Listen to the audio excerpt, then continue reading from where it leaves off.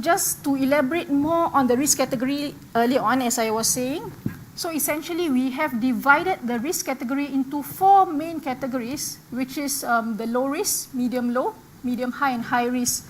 So if you could see this actually is a document embedded in our halal certification conditions, which is a rough guide for our applicants, but we thought it is also useful for us as Muslim consumers. So again, we just want to emphasize on, if I start off with the right-hand side, the high-risk ingredients. For example, you have your meat products, gelatin, flavorings.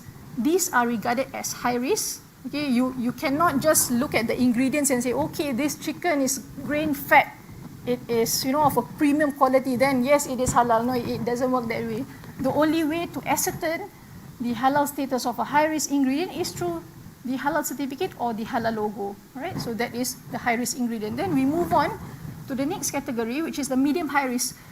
That is not as critical as meat items. Nonetheless, it contains complex ingredients. For example, we have the dairy items, cheese byproducts, which ideally it has a halal certificate, so that as a consumer, it'll be easy for us also when we go to the supermarket doing our grocery shopping, we can just look out for the halal logo. But if there is no halal logo, then we got to read through the ingredients.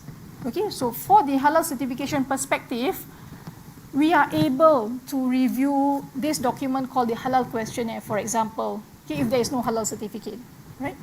So as a consumer also, if you happen to, purchase some confectionery, a bar of chocolate, and there are so many ingredients, so we got to have the knowledge what are the ingredients, and we need to know what is the source. Okay?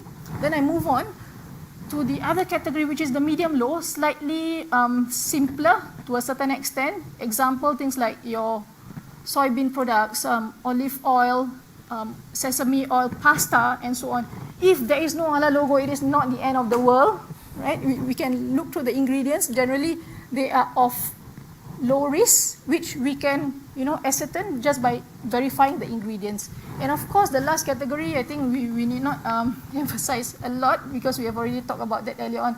Vegetables, rice, your spices, all these are generally halal without even having a halal logo or halal shop. Okay, so bottom line, not everything that we consume must have a halal logo. Okay, the most important thing is the right-hand side, which is the high-risk ingredients.